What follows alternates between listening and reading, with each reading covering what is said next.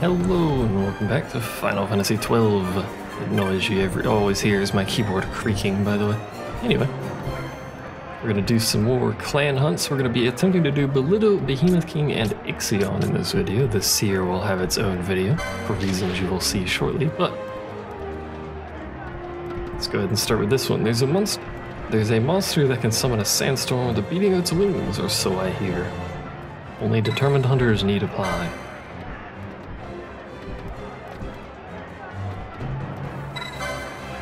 So there's a rumor going about that has me concerned, Kubo.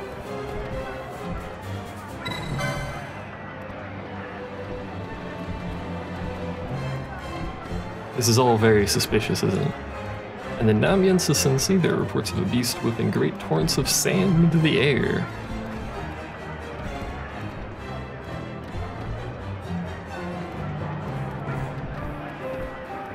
So we'll have to pass through the caves filled with quicksand.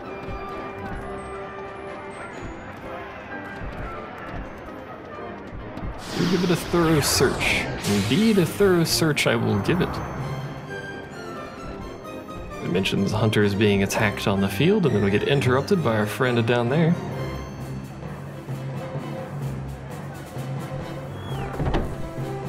This moneyed fellow does not appear to be convinced.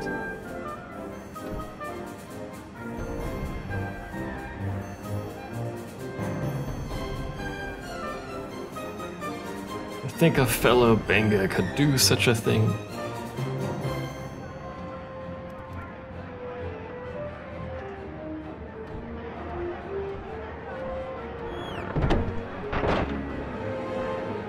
Now, given all this information about the Hunter Stalkers for this specific fate, when we've been getting information, or that minor warning about it for all the others, that should probably tell you that this fate is suspicious. Our friend Manid has wandered off. He's also very suspicious. We know a Benga that hunts people. He's part of the main story. So you guys should know exactly who is hunting the hunters. But anyway, I'll go ahead and see you guys out at the Namyansa Sensei. As was mentioned, you do have to go through the caves to get there. Oops, that doesn't show me anything, I forgot. We do have to go to the caves to get there. I'll go ahead and show you the map so that we're all on the same page. It is that area right there, connected to these Xertanid caverns. So I'll see you guys when we get there. So here we are, well, just outside of it anyway. We're about to traverse into the area itself. Here we are now, for realsies this time. So we were here in the Xertanid Cavern exploration video, but there is no other purpose to this area except for this hunt. So we'll walk over here, and our suspicious Benga friend appears to have sat himself down in the center of the platform. So we've drawn you out at last. A moth cannot resist the flame. Now you will burn. Long time no see, Balthir. I've been biding my time trolling for hunters. So long you've kept me waiting. I was beginning to think you didn't care. You are looking rather careworn. Are the lizards in the sandpits not company enough for you? My blade requires a sharper tongue to keep its edge. So now we have to fight. Curiously enough, for some reason, Monid is marked as an ally. Even though he's the one that triggered the trap, he helps us fight. I don't know why, but that is how this works. But anyway, we have to fight Begamnon and Bwagi. I don't think the other two ever actually show up, but Begamnon is only like level 40, so this is pretty easy. We're over leveled. In fact, this fight is easy even if you're at the proper level. Oh, there's the other two. I thought they didn't show up, but apparently they do. These are not the normal people that Begamnon normally traveled with at the start of the game. They're off on vacation or something, I don't know. But as long as you can keep the numbers down by getting rid of the 3 weaker ones instead of targeting Begamnon, this is not a difficult fight. Begamnon does have a large number of unique abilities, and by a large number I mean like 4. 3 or 4 or something like that, but He's pretty cool in general. I would like you guys to kill this dude for me. We're apparently too busy casting buffs on ourselves in the middle of combat here, which is okay, I guess. Our helper friend here, I believe, is immune to basically everything. He's immune to Eviscerator, he's immune to all status ailments, I believe he's immune to all elements in general. He's also immune to all buffs, which is actually why we keep spending so much time wasting magic on buffs. Because we keep trying to buff him with Bubble, and he is immune to Bubble. He's not immune to all buffs, sorry, he's immune to Bubble. I'm actually going to turn her gambits off. Just have her attack. Same with Fran. Oops. We're going to turn Fran's off and just have her attack, so that we just have two people attacking and we can have Penelo worry about buffing and stuff like that.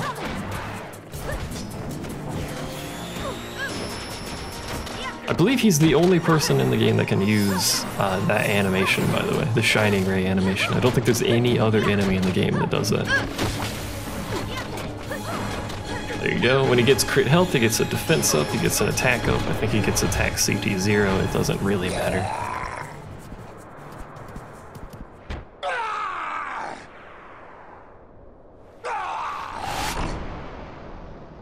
His head does some really weird animations while he's falling, by the way, if you caught that.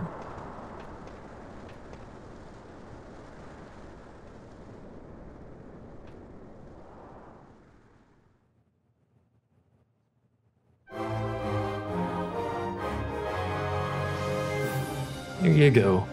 Begamnon dealt with. Begamnon, sorry. There's an A there, not an O. Begamnon vanquished. Of course, if you haven't figured it out yet, there is no hunt called Belito. Or Belito, or whatever it was.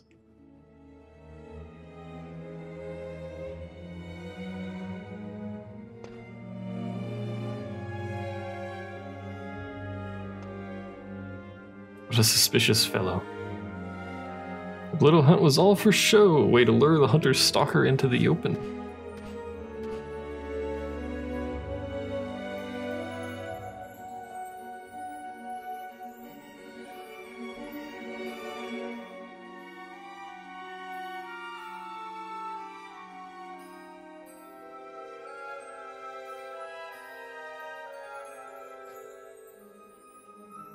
No bounty, unfortunately.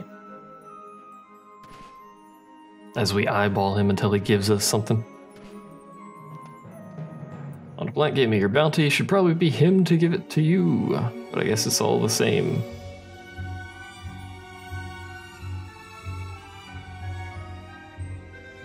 So we get our reward conveniently located here. Which unfortunately is just a Megalix. I say unfortunately, Megalixers are amazing, but it's not a huge deal. Oh yeah, we need to put our gambits back on. Anyway, I will see you guys back at the Clan Hunt Hall for the next Clan Hunt. Clan Hall, whatever you want to call the thing. Anyway, see you guys when I get there. Alrighty, here we are, back at the hall.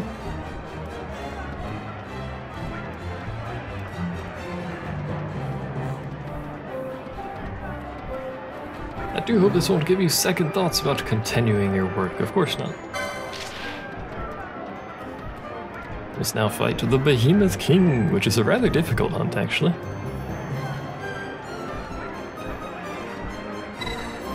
Also a rather tedious one to spawn, unfortunately.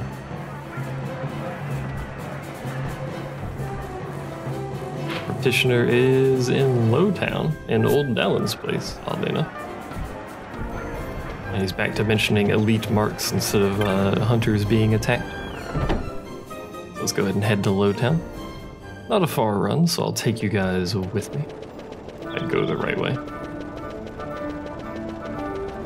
I say not a far run, it's literally on the other side of town, but, you know. Rabanastre is a relatively small town, despite being a relatively large town, if that makes any sense. It does, you guys know what I'm talking about. I believe in you. Anyway.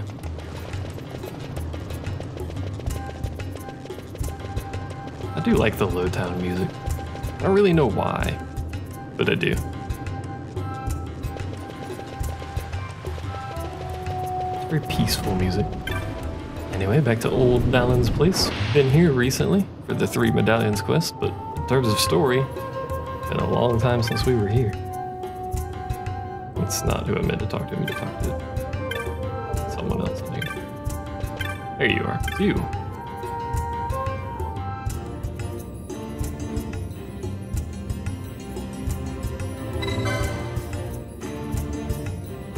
The legend of an untrodden, snow-covered plain nestled deep in a treacherous wood. God sent a creature called the Behemoth King to this plain to watch over its lesser brothers.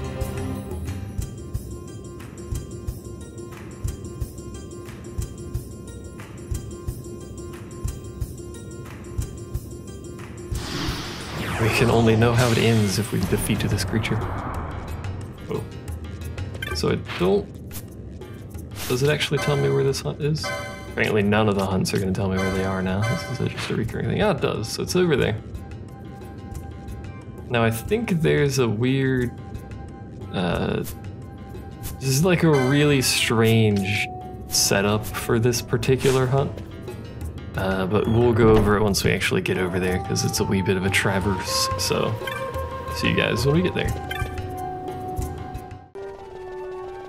So here we are, roughly anyway. I just teleported to Gear Vegan and we're just gonna go back through the gate to the fields. And I think this is a really fancy door opening sequence, so you get to watch it. Alright, so here we are.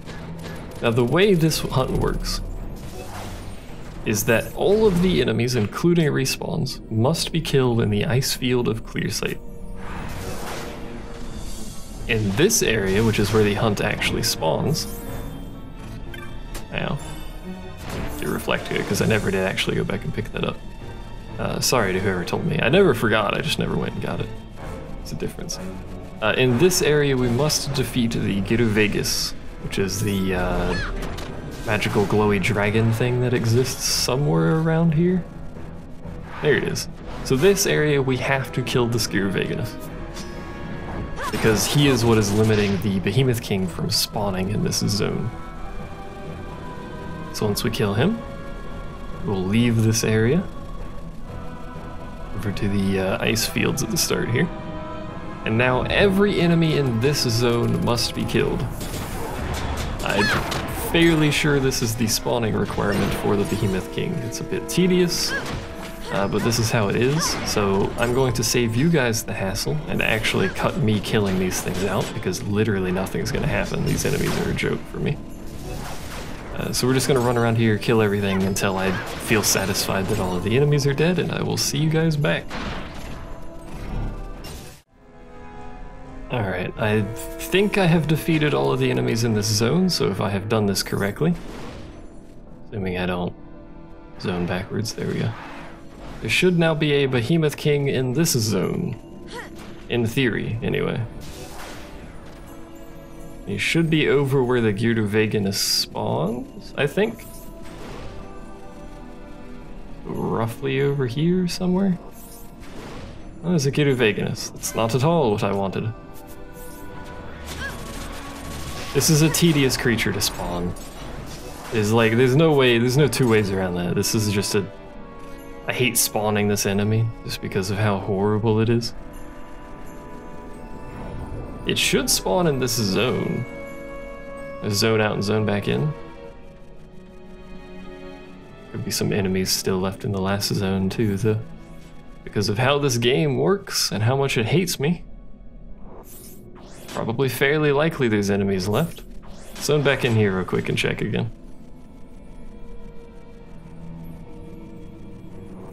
Anything here at all? Ah, there it is. Our friend the Behemoth King, so I have done it correctly. Thankfully, because I really didn't want to spend more time doing that. Anyway, he starts with a bunch of buffs. He also has innate everything. In fact, let me read you the list of innate that he has.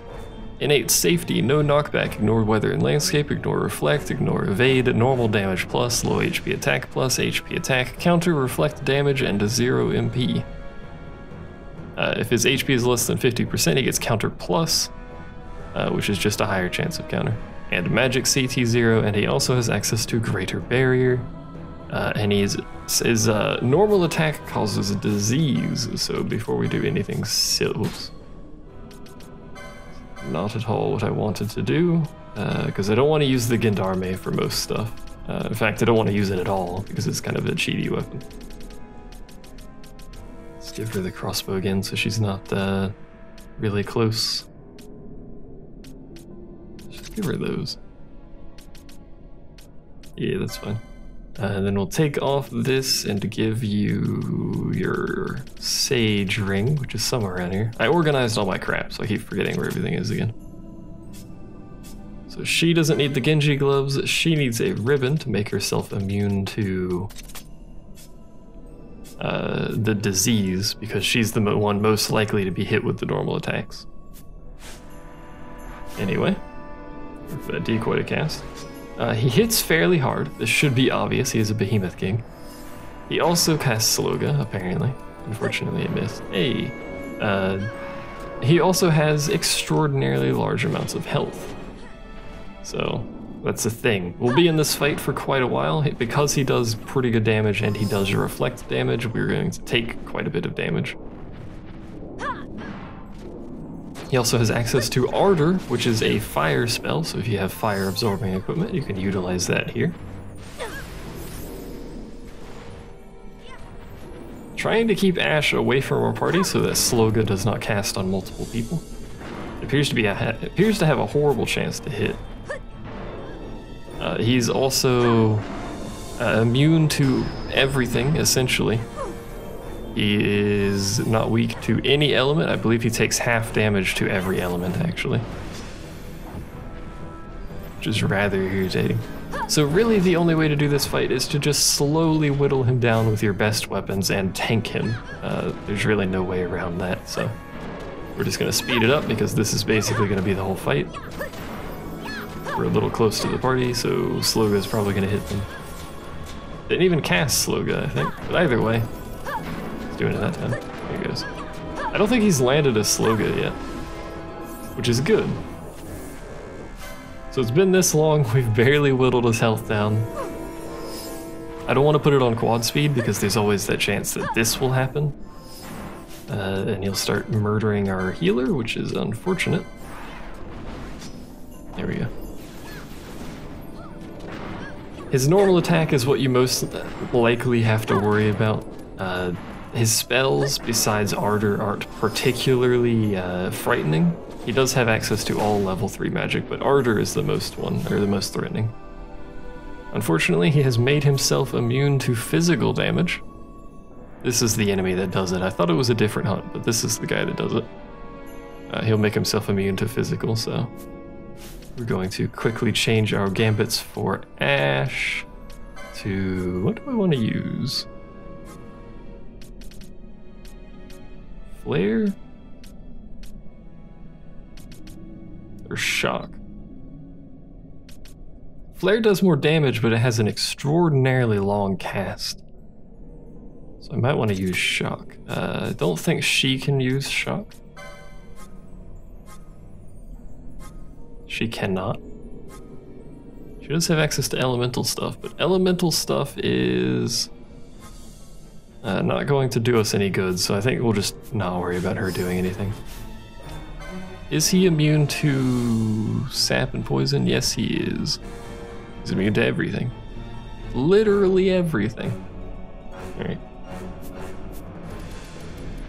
We'll just use Shock. Shock should have a much faster cast time than Flare. It'll do less damage, but you won't be sitting there for quite so long waiting for the casting to finish, I think. He appears to be beating the dickens out of me. I wish he'd stop, but he appears to be quite content not stopping. We're getting pushed so far away from our party here. We actually died. It is rather unfortunate.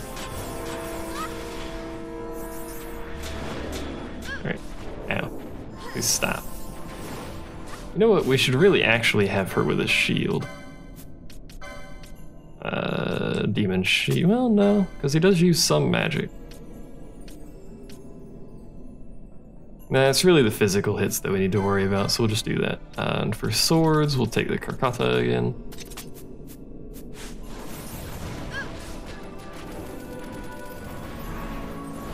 Someone needs to get Lure up on Ash. There we go. Oddly enough, his holy attack is actually probably one of his weaker hits. Someone just did like 2,000 damage to him somehow, so he's no longer immune to physical damage. Doesn't really matter, I'm actually just gonna keep Ash using shock for now. Oh, that was a counter, wasn't it? Probably a counter, because she does still have the Genji armor equipped, so... Oh, appears to be immune to magic, and I just noticed that. My bad. So we'll change this back to attack, because magic's not doing anything. This is basically how this fight's gonna go until it eventually dies, which is going to be a very long time. Unfortunately. We could cast Bravery on everyone. That's one more buff we'll have to maintain. But it does increase our damage. Probably worth it. Let's change it to ally any Bravery. I don't think, if we're using Kiraja, I don't think we need Faith in order to survive. And the Bravery should give us that little bit more damage on the boss. On the hunt, not the boss. Nothing crazy, but you know. Better than, you know, slightly less damage. I think it's 10% or 20% more or something, I don't know. Something like that. Nope, he is immune to physical now, so we get to go back into our gambits. I guess if I need to, I'll manually cast Faith. Let's use Flare just to see how much damage it does. Flare and Scathe, I think, have roughly the same potency.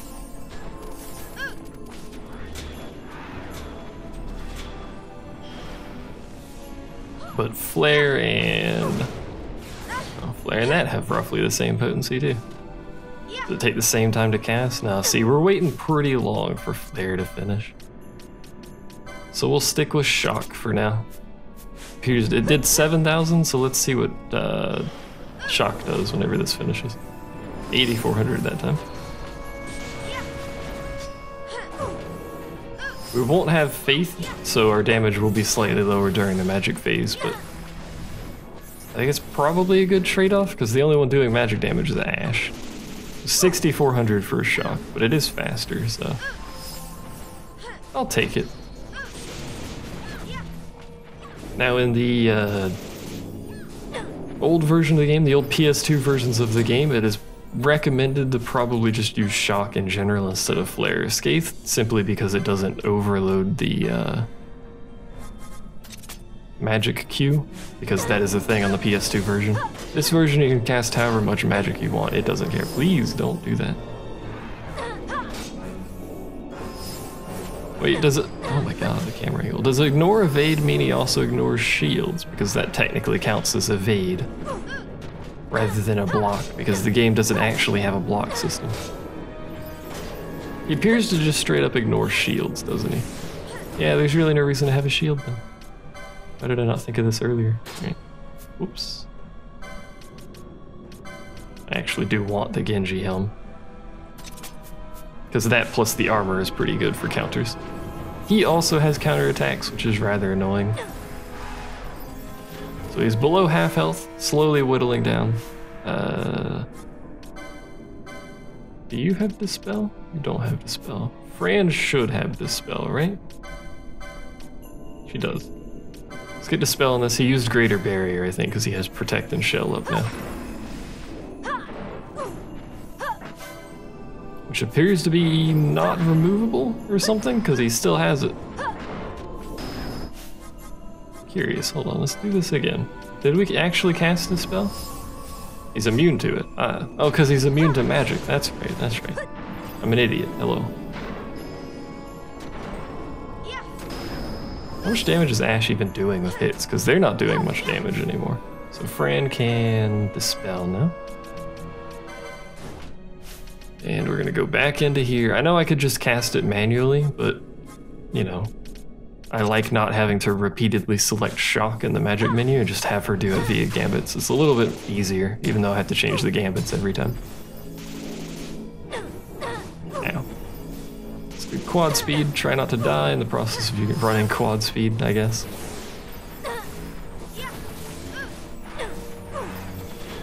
Really, his immunity to physical phase is us just tanking it, because we're doing basically 0 damage when he's immune to this. I gotta fit 3 hunts into this one video, and this dude's taking all my time. All right. Put this back on attack. No more shock because he's immune to it. And we will continue the cycle of trying not to die. I think we're too far from Ash for her to heal me. And cast Lure, for that matter. Yeah, there we go. So we were too far away. Oh my god. You have far too much health, my friend.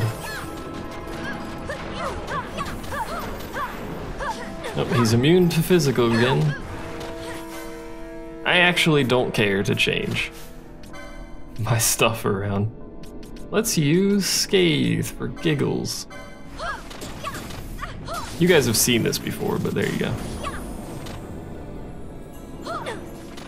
You can actually have all 3 party members cast Scathe at the same time in this version. It's great fun. Would recommend. Mostly just because doing like 40,000 damage in an AoE from your entire party is pretty good, and just lasers everywhere, it's great fun. Please just die at some point this century. Oh my god.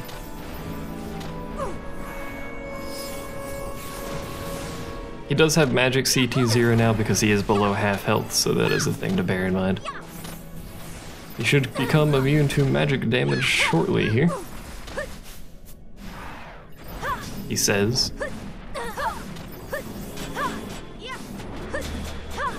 I didn't want to cast something because I actually legitimately thought he was going to become immune to magic damage. Oh, there it goes. Back to physically attacking, back to quad speed. Pardon the horrific view that we have here because of the fact that he's gigantic and all up in the camera forever. Looks horrible at quad speed, but I don't think you guys want to watch me fight this at normal game speed because it will literally take freaking probably 30-40 minutes to kill this dude at normal game speed.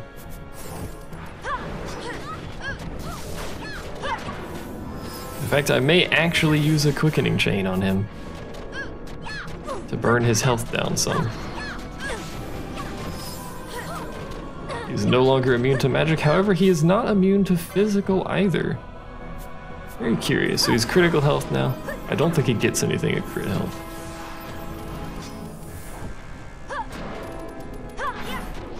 He doesn't seem to.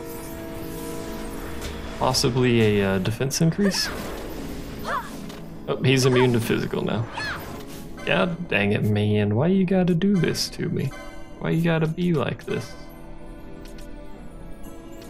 Siphon's so cheap. There's really nothing I can do except use black magics. Soul Eater doesn't work, does it? No.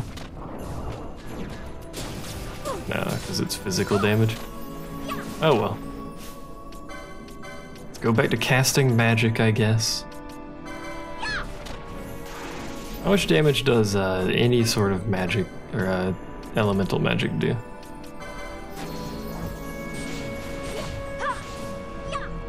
I think the Ardor hit everyone. 2,000. Well, I mean, I guess it's better than nothing. Why did I use Scourge? Oh no, it actually did a decent chunk of damage though. I didn't mean to use Scourge, but 4,900 damage for something that applies a dot is pretty good. Ardor is an AoE. I don't think I've mentioned that, but it is an AoE. Not a single target. It's a very powerful fire spell. Very good for oiled enemies. I'm just gonna quad speed literally the rest of this fight. Not even gonna use magic because I'm far too lazy for this. We might use a quickening chain. Brr.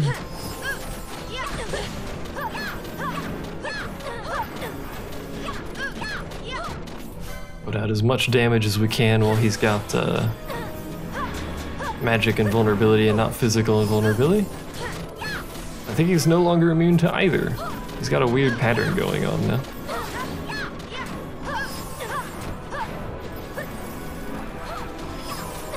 Stop.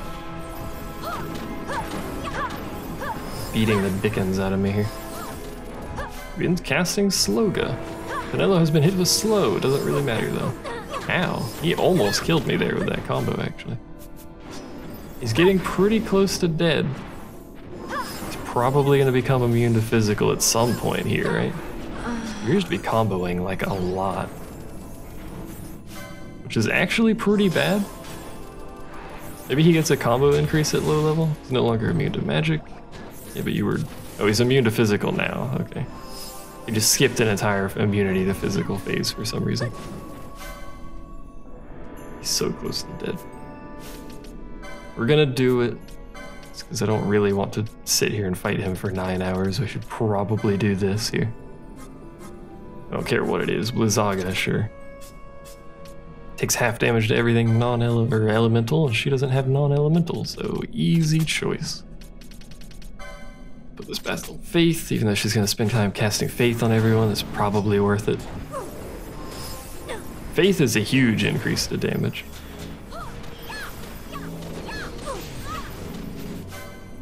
So how much damage are we doing here? What's it looking like? If someone would ever cast an offensive spell. Fran? Oh, she has no MP. Wow. Guess there's no reason to have her casting Blizzaga then, because she can't, so just go back to doing that. Step away from me a little bit there. Alright, back to fast forwarding. 6,800 per hit. He's got like 60,000 health probably. Stop casting Holy, it's rude. In the original version, every time he cast Holy, you would be incapable of casting any other magic, which includes healing, which made it rather annoying. We've done it. Dear God.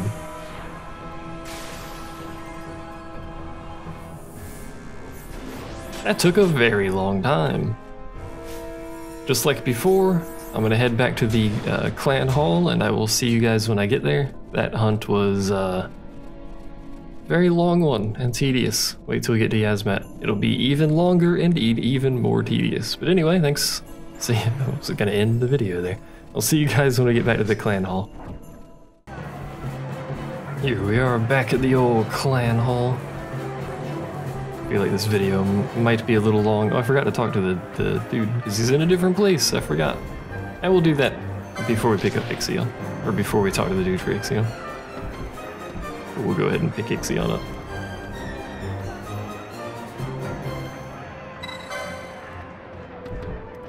Remember, just an intermediary, you'll have to speak with the doop-a-doo-doop-a-doo. They're over there in the bar. Anyway, before we leave Rabanastre, how long is this video going to be, actually? Hold on. Because that was like 19 minutes. 20, 22, 27, 29. We'll keep it to one video. Hopefully you guys don't mind. Someone out there probably wants every hunt in an individual video. In fact, that would be probably much better for people searching for hunts, but you know. I could also not be a doofus and actually put timestamps in the video description, like I intended to begin with, but I haven't. I may do that in the future. Like, you know, if I can't record because there's a hurricane, this is always a possibility. That's why I'm recording right now, in fact. Before it gets here. You know, fishing and stuff. Anyway, hello. A friend of mine had also gone searching for proof of the legend, but he never came back.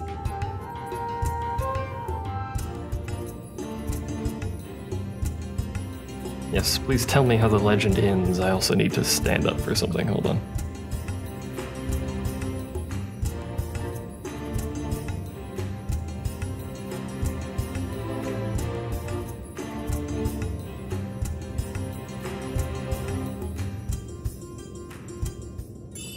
I have adjusted. Anyway, he gives us basically nothing.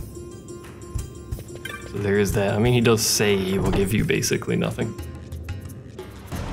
Anyway, our hunt is in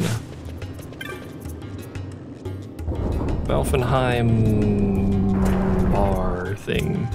Pub. I forgot what it's called. I don't know. Leave me alone. But because we're right here and we're just going to teleport to Valfenheim, there's literally no travel time between the crystal. Well, there is travel time. There's not much travel time between the crystal and the actual hunt provisioner. We're just going to leave this part in the video for now. Off we go in a thisward direction. I'm very pleased that you can speed up this game. I mean, I've played the international version. You could do it there too, so I fully expected this, but saves me a lot of potentially manually speeding up footage, which is a tedious prospect, and or cutting lots of things in and out as I travel between areas like that, because that would have been like a whole minute of travel time. Anyone has any interest in that? Man of the Quay. Wait, Cap Winch, there she is. There's legend of a beast that dwells on Ridorana named Ixion, said to haunt the minds of men.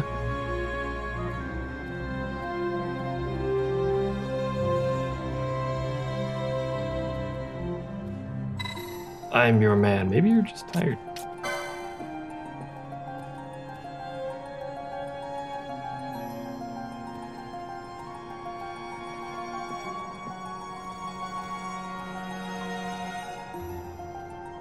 Finally, they set it adrift in a boat, whereafter it washed ashore to Ridorana.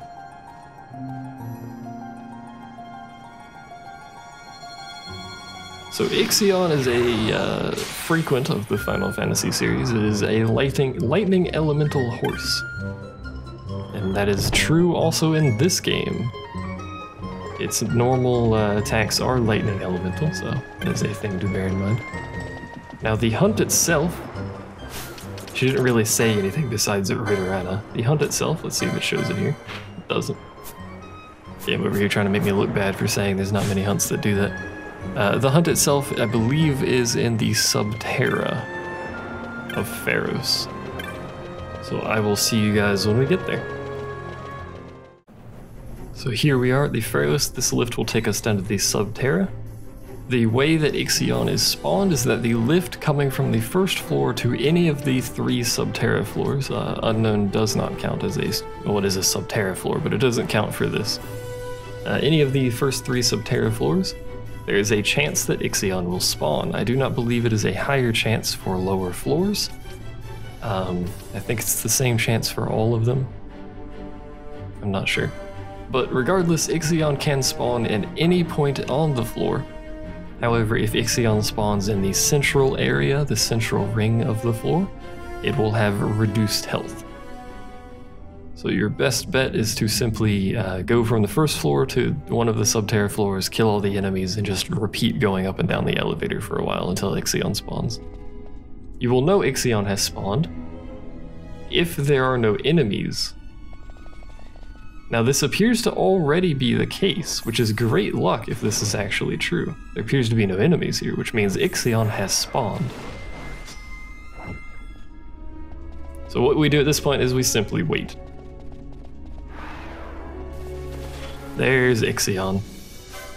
So there's the old buddy hole pal. We actually got really lucky spawning it the first time we came down here. That's not guaranteed. There is a probability that you will have to go up and down a few times to get it to spawn, but before we do anything, let's go ahead and dispel, whoops, a daisy. Go ahead and dispel Ixion because it does start with stuff. Ixion gets a magic wall if you cast magic on it below 50% health, so I'll have to tell Pinello to stop casting Holy. It's weak to Holy, curiously not anything else, but hey, who knows. What else important is there? If it uses Purify, it'll use White Wind, so try not to put any status ailments on it because that will force it to use Purify. I think that's mostly it. Use rubber suits if you have them, obviously. I'm not going to because I like showcasing things the difficult way. Also, this might look horrific on YouTube because the lightning tendrils going everywhere occasionally. Who knows? But anyway, because it spawned in the central area, it does have reduced health, so it will burn down, excuse me, fairly quickly. I keep burping if you're curious why I'm saying excuse me. I wish I would stop burping. But I can't, apparently. The hiccups, maybe, I don't know. This is basically the whole hunt. It's not a difficult hunt. So there's the magic shield because we cast magic on it below 50%. We are over leveled for this. It is a level 58 enemy. It does have the ability to teleport because it's one of these weird horse things. I wish it would stop killing my healer. It does have access to Fearga and Dispelga, so it can remove all of your buffs and then remove all of your MP. So you do need to bear that in mind when fighting it, but again, it doesn't have very much health, so it's more like a traditional hunt in the fact that you can burn it down pretty quickly. Especially compared to like the Behemoth King that you probably fought before this hunt, so.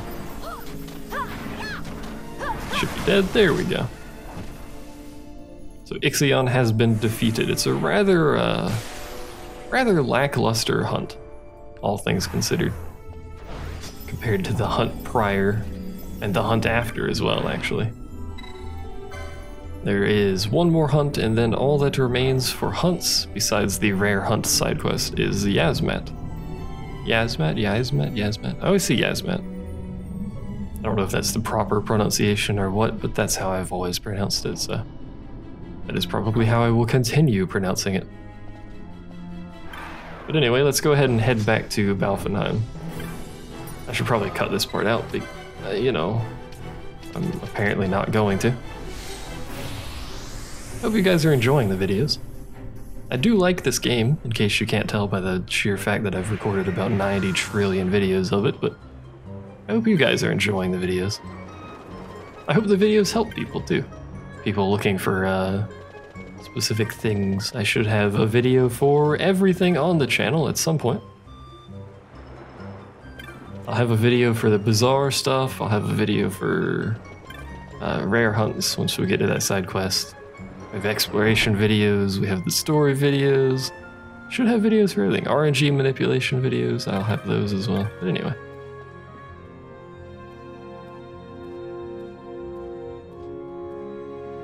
A treasured family sword.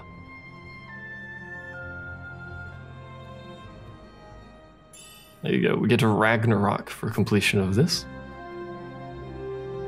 It is safe to dream again. You might notice a consistent thing with a lot of hunts affecting people's dreaming. Anyway, there's Ragnarok. On hit immobilize is fairly good, but it's a melee weapon, so it's kind of irrelevant that you've immobilized someone because you have to be in melee range to do it, but hey, what am I to know? Anyway, that's going to be it for this video. The next video will feature a single hunt because it is a potentially long hunt depending on how it goes, but could be short, who knows? Either way, thanks for watching. See you guys next time.